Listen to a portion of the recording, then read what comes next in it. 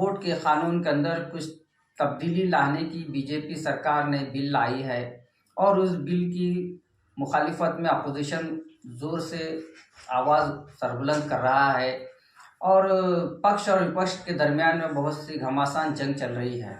मगर ये वक्फ करने का मकसद ही ये है कि मुसलमानों की अपलिफ्ट हो, मुसलमानों की तरक्की हो और मुसलमानों की खुशहाली के लिए जो सुना जायदादें वक्फ की जाती हैं। और अब बीजेपी सरकार इसके अंदर तब्दीली लाना चाहती है। वक्फ का जो कानून है वो कानून बड़ा ही बेहतर है, अच्छा है। मैं चाहता हूं कि उसके अंदर कोई चीज़ की तब्दीली बदलाव नहीं होना चाहिए। जिस तरह वक्फ का कानून है उसी तरह वक्फ का कानून रहना चाहिए। हाँ, ये बात अलग है कि वो कानून के ऊपर अमलवारी तेज़ी से नहीं हो रही, वो वक्फ का यूटिलाइजेशन सही नहीं हो रहा, ये बात अलग है। मैं बीजेपी सरकार से इस बात का मुतालबा करता हूँ कि हमको वक्फ के कानून के अंदर तब्दीली नहीं चाहिए। जो कानून है वो कानून को तेज़ी से इम्प्लीमेंट करके मुसलमानों के अपलिफ्टिंग के लिए, तरक्की के लिए आप इक़दाम उठाइए, ताकि ना कि कानून के अंदर कोई तब्दीली लाइए। आप कानून बहुत अच्छा है, हिंदुस्तान का कानून भी अच्छा है और हमारा वक्फ बोर्ड के भी जो कानून है वो कानून अच्छा है। वक्फ बोर्ड के अंदर कोई चीज़ की तब्दीली हमें नहीं चाहिए। बस जो कानून है, जो लोग नाजायज़ कब्जा करके बैठे हैं वक्फ की जायदादों के ऊपर और जो लोग वक्फ की मलकियों के ऊपर कारोबार कर रहे हैं वो लोग टाइम पे किराया नहीं भर रहे और जो लोग वक्फ की जायदादों पर नाजायज़ कब्जे करके बैठे हैं वो नाजायज़ कब्जों को हटाया जाए तुरंत और जल्द से जल्द जो है ना मुसलमानों की तरक्की और खुशहाली के लिए इक़दाम उठाए जाए। जिस तरह रिसेंटली बीदर के अंदर फॉरेस्ट की ज़मीन बोल के हमारे कर्नाटका फॉरेस्ट मिनिस्टर ईश्वर खंड्रे साहब ने इक़दाम उठाए, तुरंत वो ज़मीनों को खाली कराए,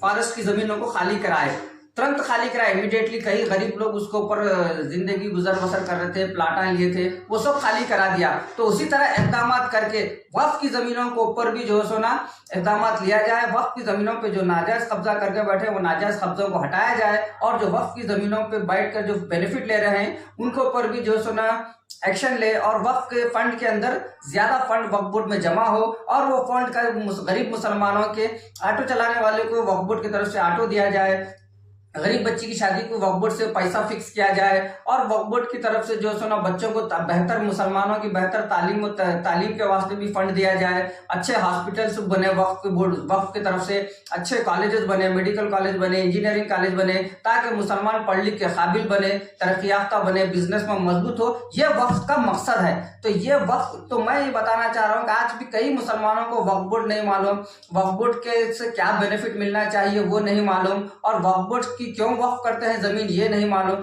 तो ये मैं बताना चाहता हूँ और मैं बिलखुसूस मुसलमानों से इस बात की ज़ोर मुतालबा करता हूँ कि ये बीजेपी सरकार ने जो वक्फ के बिल लाई है, ये बिल के खिलाफ हम सबको जो सुना आवाज़ उठाना है। हमको वक्फ के कानून के अंदर तब्दीली नहीं चाहिए। हमको वक्फ बोर्ड के जो कानून है वो कानून, प्रेजेंट जो कानून है वो कानून के ऊपर इम्प्लीमेंट हो और वक्फ की जायदादों से, वक्फ के बजट से, वक्फ के फंड से जो है सो ना हम मुसलमानों को बेनिफिट हो, ये मेरी गुजारिश है। और मैं मुसलमानों को ये कहता हूँ और एक बार कह रहा हूँ कि वक्फ बोर्ड मुसलमानों की फलाह बहबूदी के लिए है।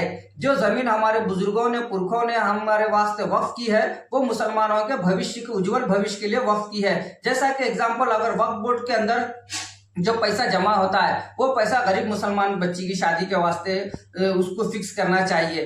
वो पैसा जो है ना मुसलमानों को, गरीब को ऑटो दिलाना चाहिए, कारोबार में तरक्की करना चाहिए, हॉस्पिटल खुलना चाहिए वक्फ की ज़मीन पे, मेडिकल कॉलेज खुलना चाहिए, इंजीनियरिंग कॉलेज खुलना, ये बहुत सारी चीज़ें हो सकते हैं। और याद रखो मुसलमानों, हम कभी गरीब नहीं हो सकते अगर हमारी वक्फ बोर्ड की कानून हमारा कायम रहे, जो प्रेजेंट कानून है वो कायम रहे। और रही बात वो कानून पे इम्प्लीमेंट नहीं हो रहा, हमको आपको सबकी ये, हमारी आपकी सबकी ये जिम्मेदारी है कि हम वक्फ बोर्ड के कानून को कायम रखें और इसके अंदर कोई तब्दीली होने ना दे और उस कानून को इम्प्लीमेंट करने के लिए आवाज़ उठाना चाहिए। हम सब की अमन और खुशहाली और तरक्की के लिए वक्फ बोर्ड की बेहतर फंडिंग जमा हो वक्फ बोर्ड में और वो फंडिंग से हम सबका उज्जवल भविष्य हो, मेडिकल कॉलेज खुले, इंजीनियरिंग कॉलेज खुले, हॉस्पिटल खुले और बच्चों की शादी ब्याह के लिए पैसा हो, ओल्ड एज पेंशन वक्फ बोर्ड से आया जाए, विडो पेंशन वक्फ बोर्ड से आया जाए। ऐसे कई चीज़ें, हमको किसी चीज़ की जरूरत नहीं पड़ेगी। हम इतने करोड़पति हैं कि किसी की हमको मदद की जरूरत नहीं है। अगर वक्फ बोर्ड की हमारी जायदादों का सही तहफ़्फ़ुज़ हो, वक्फ बोर्ड का फंड का सही यूटिलाइजेशन हो, वक्फ बोर्ड के अंदर सही किराया टाइम पे जमा हो, वक्फ बोर्ड की जायदादों का तहफ्फुज हो, तो मुसलमान जो है ऑटोमेटिकली ग्रोथ हो जाएगा। ये हमारा जो अल्लाह का जो निज़ाम है ये बेहतर निज़ाम है और इस निज़ाम को हमको कायम रखना चाहिए। इसके अंदर हमको कोई चीज़ की तब्दीली नहीं होना चाहिए। मेरा ये वीडियो बनाने का, न्यूज़ बनाने का मकसद यही है कि आज भी कई मुसलमानों को वक्फ बोर्ड क्या है नहीं मालूम, वक्फ बोर्ड किस लिए बना है नहीं मालूम, वक्फ बोर्ड के एडवांटेज क्या है नहीं मालूम, मुसलमानों के वास्ते वक्फ बोर्ड किस तरह से मदद करता है वो नहीं मालूम। वो तमाम चीज़ें मैंने इसमें बताया है और मैं गुजारिश करता हूं कि मुसलमानों को, वतन अजीज भारत के, कि हम सबको इस वक्त खामोश बैठना नहीं है, हम सबको शऊर पैदा करना है और इस कानून के अंदर जो तब्दीली की बात चल रही है, इस तब्दीली को रोकने के लिए जो इक़दाम हो सकते हैं हमको वो इक़दाम उठाना चाहिए और अपने कानून को, अपने वक्फ की जायदादों को, अपने उज्जवल भविष्य की सलामती के लिए हम सबको अपनी आवाज़ आगे बढ़कर अपनी बात रखना चाहिए। वक्फ बोर्ड के कानून को जैसा है वैसा ही रखना चाहिए और आज न कल हम उसके ऊपर इम्प्लीमेंट लाएंगे, हमारी जायदादें हम बचाएंगे, हमारा भविष्य हम बनाएंगे। शुक्रिया, खुदा हाफिज़, वाखिर दाना अल्हम्दुलिल्लाहि रब्बिल आलमीन।